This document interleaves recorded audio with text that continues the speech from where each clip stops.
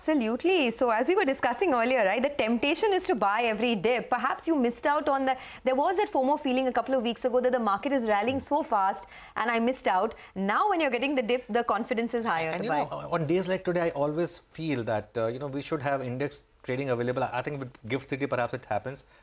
Index trading available to everyone around the clock, because this morning, it looked like the SGX Nifty was maybe a bit wrong. 350, it gapped down okay, but 350 perhaps looked a bit outsized. Absolutely. Okay, let's move on. Bajaj Auto's numbers came a while back. They looked fine on the top line. In fact, the total sales were above street estimates at 4.01 lakh units.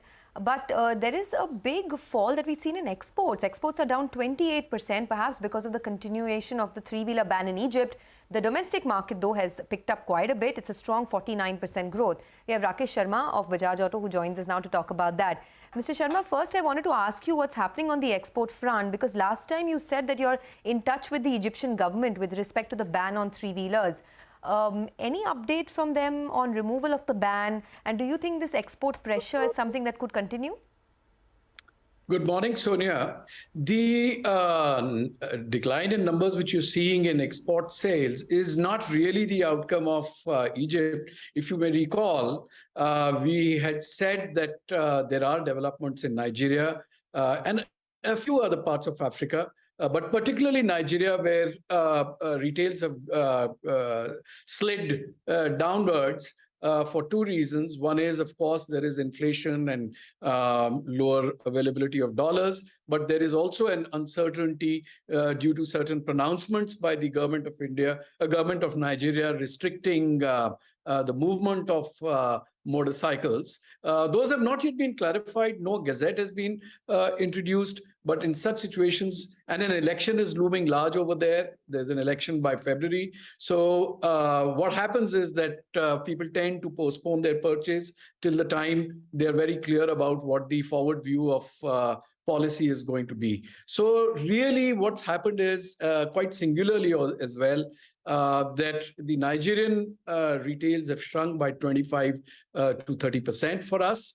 And what happens in that is that we like to take a prudent view because it's a long supply chain. And if these retails continue at this level, we don't want overexposure of our distribution partners in terms of stocks. So this month has almost been a nil month of exports to Nigeria, so that we take the hit and get the process of getting the stocks in balance. So it's really that one issue. And of course, the Egypt issue, which is a much smaller one when it comes from when you look at it from a number point of view, a volumetric point of view, it's a smaller one that is a more ongoing discussion, which is continuing. There is testing and approval process, which we are sort of in the middle of. Okay, so this is important. You're saying that the decline in exports is because of what's happening in Nigeria.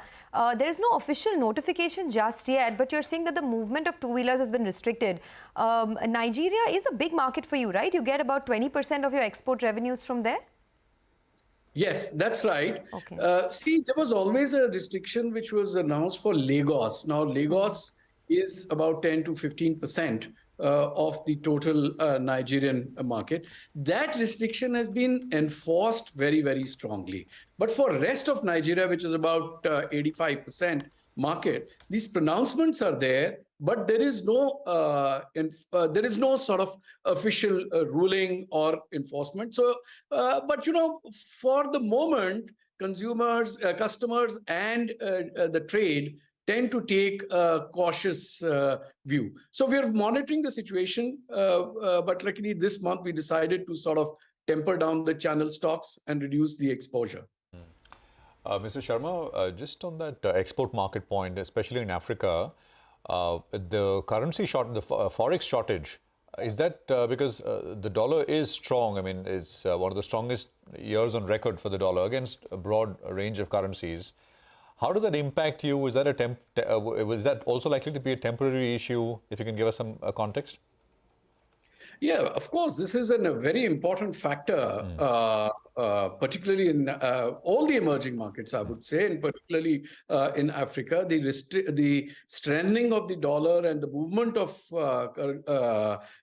flows towards the United States reduces the dollar availability and, of course, makes international trading more difficult in some of these countries, Ugandas and the Ethiopias, and the governments tend to step in with a few more controls.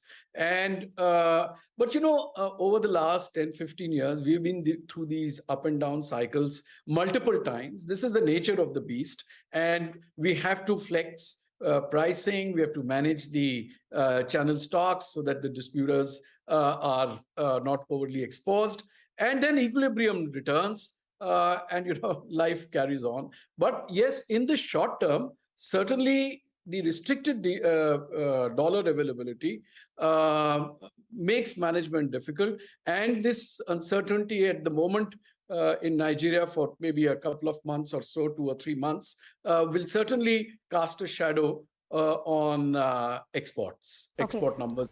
Before we go to the domestic market, just wanted an update on what's happening in Egypt with respect to the three-wheeler ban. What's the latest there?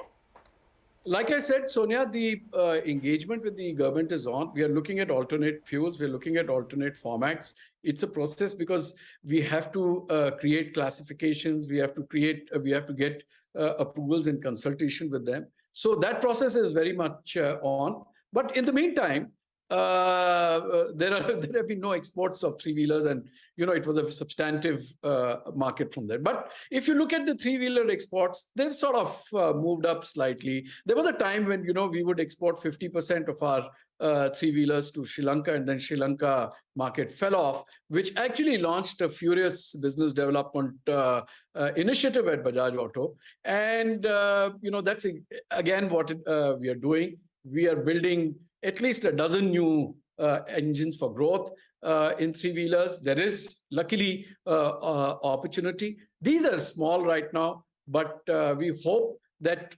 these will come to some kind of fruition. And if Egypt market comes back, I think the three-wheeler business is going to again bounce back into those kind of levels which we were doing earlier, which was closer to 25 to 30,000 units per month. Okay. You want to tell us a little bit about the domestic market as well? There, the growth has come back, at least on a year-on-year basis. Of course, the base was also low same time last year. But are you seeing a pickup in the mass market segment? Is the worst of the chip shortage issue behind us?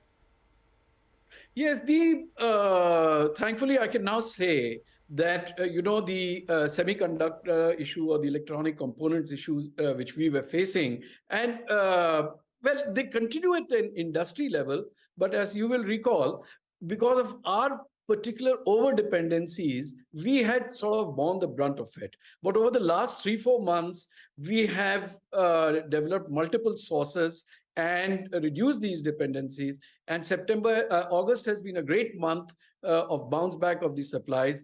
And we have been able to replenish the channel stocks to the normal level, absolutely in time to now look at having good sales during the festive, which is sort of commenced with Ganpati, and then there is a gap, and then there is, the Navratris, which by end of September kick in. So we are very, very pleased about that structurally now Bajaj Auto is at a much better place than it was in February. But of course, we had to sweat it out and lose a lot of business in the previous quarter. But that's behind us. And along with that, the other question which you asked was about the industry. We are sensing that, yes, in a way, the worst is over, because we are seeing consistently now double-digit decline becoming single-digit decline. And I think this month, the retails are showing that they're now at an even-Stevens level. And we can expect a small growth in the industry going forward into the season, which is a very healthy sign. At the bottom, which is the entry level, that is the only place which we are facing trouble. But as you know, our primary focus is in the 125cc plus segment, which is the 125cc's and the 150cc's. There, the industry is doing better, particularly in the 125cc. And there, our new launch of the new platform in Pulsar, has been accepted very well. So in a very important part of the industry, we feel that we have now propositions which are full of vitality, and we are very optimistic because this segment is showing a decent growth. The only Okay. thing is Sure. No. I actually take that point because after a long time, I'm hearing you so optimistic. At least, you know, your optimism has gone up compared to the last time we spoke. You're saying that it used to be a double-digit decline. Now it's a single-digit decline. And if all goes well, there's also small growth that you're looking at in the domestic industry. Has your market share gone up? If yes, what is it right now? well, this month, I think you will see a very big bump up in the market share based on billings. The retail numbers I have to still look at, but that's because we were building the channel stock. But what is pleasing is that, you know, we were almost absent in the market for about 2-3 months because of the semiconductor shortage, which was particular to us, which was more severe to us.